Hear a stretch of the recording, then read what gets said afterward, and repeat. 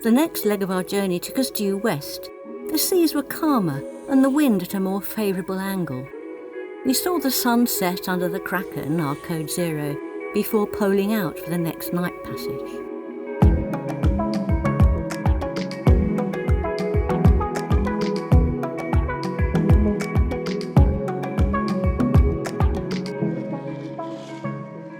We returned to our trip through the Java Sea. When we last left you, we'd just arrived at the small island of Bawean, somewhere between Kalimantan and Java, with its many scalloped bays and anchorages, the perfect stop for tired cruisers. After arriving in the northwest corner, we re-anchored 4 times to avoid all the moving barges and tugs, but after a few hours this natural harbour cleared, and we were left all on our own. The wind, as predicted, died, so it was a good opportunity to explore while we waited for it to build again. Jamie took the dinghy over to visit the fishermen hanging out on the southern shore of the anchorage. Their striking boats, painted in bright, clashing colours, don't travel far, as these fishermen sit quietly concentrating on the surrounding reef of the anchorage. Although there's little tourism on Bawean, there are still plenty of places to eat, and we made a local warung alongside the anchorage our eatery of choice. If you don't already know, a warung is a small shop, usually with a cafe serving simple local food. They are all over Indonesia and often form the centre of small communities, a bit like pubs used to be in England. Yesterday on our little wander, Liz and I came across this warung, run by a single lady. I say single, I mean she's on her own. She does all the cooking, everything herself. And it's just a typical warung. So what I was going to do is see if I can invite myself into her kitchen while she prepares her food. However, I have just ordered barbecue ikan. So she's got lots of frozen fish, and I selected one from her collection. And she's just told me she's actually got to go over here to do her barbecuing. So let's go and see her stoke up the barbecue. Now, as we've said before, we've shown you this, they use kalapa, which is coconut, as the kindling. It also gives the fish a great flavour as well. And by the way, she's doing this all just for us. We just went to another restaurant which was packed, famous again for its barbecued fish, but they didn't have any fish left. They only had chicken. So we nipped in the dinghy and came back to this lady. What is your nama? Snawati. Hosnawati. Hosnawati, okay. Bawean. Hosnawati is the single chef, washer-upper, drink preparer and fish barbecuer. Bawean no machine. Manual. Manual, all manual, yes, no machine. No machine alone. I'll tell you what though, she's got the advantage of the the southeast wind, which you maybe have to hear on the microphone as it's just picking up, which is blowing from there. So we're looking sort of south across the paddy fields here, so the wind's coming across this way, which is helping her with her barbecue.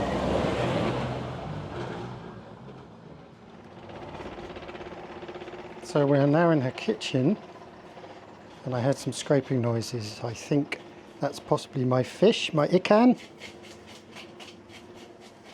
Yep, scraping the ikan.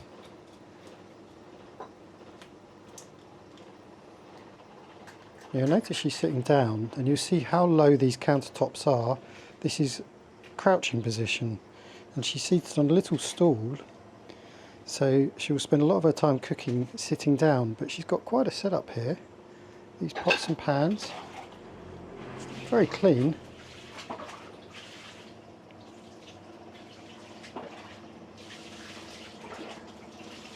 There we go, it's a typical commercial kitchen of a typical warung in Indonesia.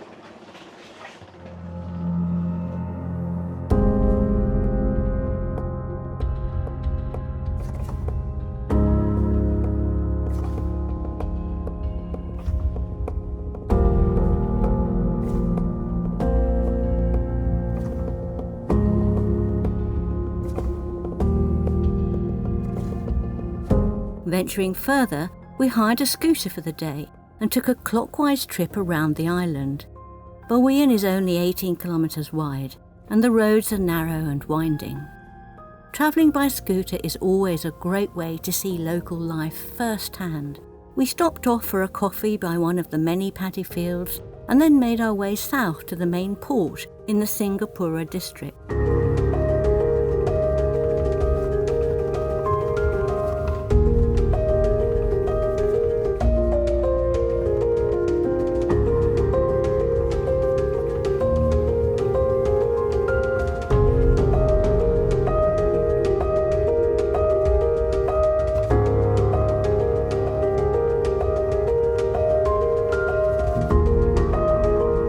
The real treat, though, was returning north along the backbone of the island.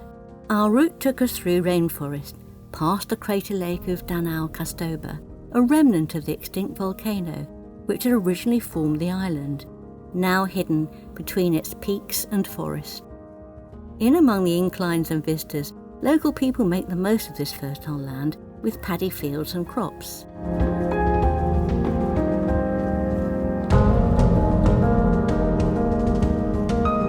Bawean isn't necessarily a known tourist spot, but if you do find yourself in the vicinity, it's definitely worth an explore and has become one of my favourite all-time ever places.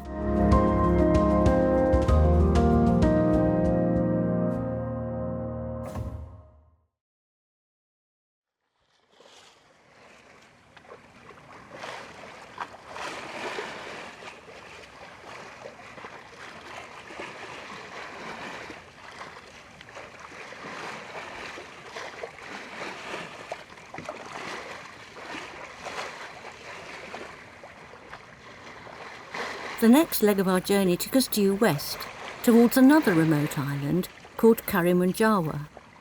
Due to the lee of Bawean, the seas were calmer and the wind at a more favourable angle.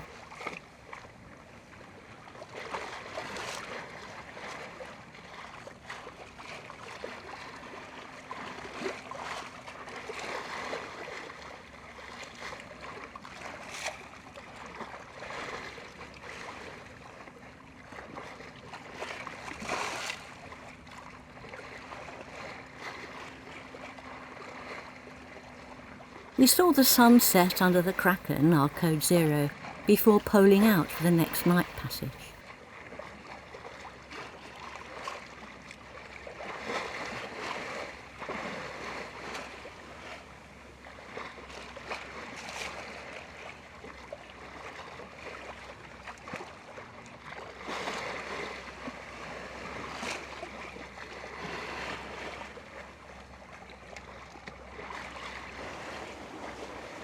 Quick update on our 130 mile sail to Karamunjawa. I think that's the name of the island. It's early, so I'm tired. It's 6 in the morning. We've been going for about 24 hours now, and we've just done 100 miles, which is not particularly fast because when we set out, there's very little wind. In fact, there's very little wind for quite some hours. I thought perhaps the forecast had got it completely wrong, but eventually we got the speed up and found the wind. So we saw out a squall last night at about 3 in the morning. I was asleep and Liz quite rightly came and woke me up just at the right time, just as the wind started changing direction. We had the main prevented out, we had the headsail poled out, we had the mizzen prevented out. So there was quite a lot to do in the darkness of night.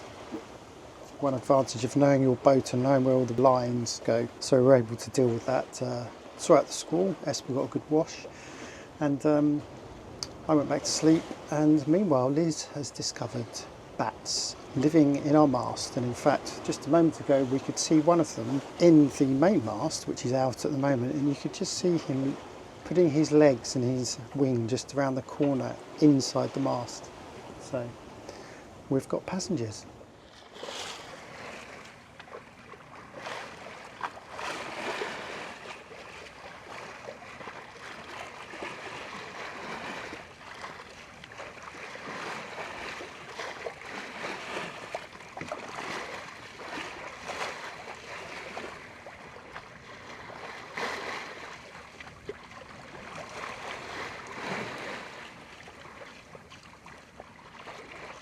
Although they're situated close to each other, Karamunjawa, with its cafes and bars, is a far more tourist-savvy island than Bawean.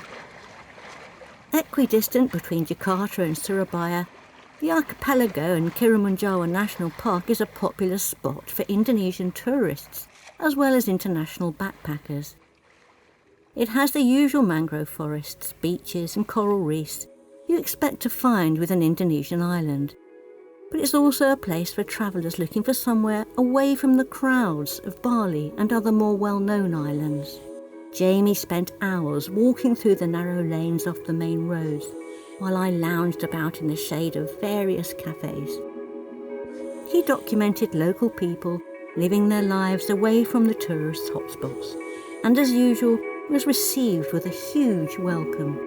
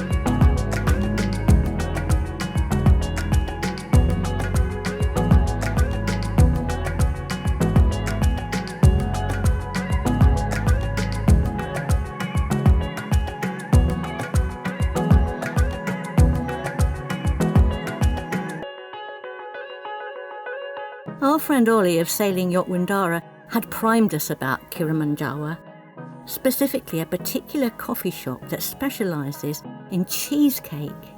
It was very good, but their smoothies bowls were sensational and quickly became my favourite breakfast in Indonesia.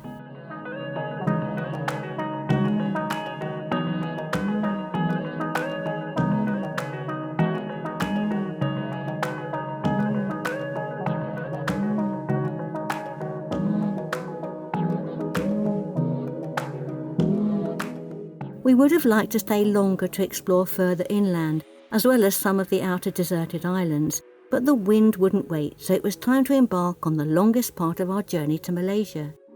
We didn't know it at the time, but this next passage would take us straight into some of the worst gales we've ever encountered on the open seas.